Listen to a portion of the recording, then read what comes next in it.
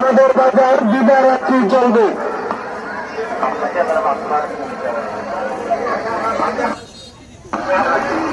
স্বল্প হাসিলের বড় ছাগল করতে পারবেন। বাজারে ভলেন্টিয়ার বাইরে বৃষ্টি আকর্ষণ করছে, দোনো দিকে খেয়াল রাখবেন। কেউ যাতে হাসিল গতিতে বড় ছাগল নামিয়ে যেতে পারে বাজার থেকে। আর বিক্রেতা ভাইরা, আপনারা হাসিল করে আসবেন না, যে বড় কিনবে সে হাসিল করে আসবে।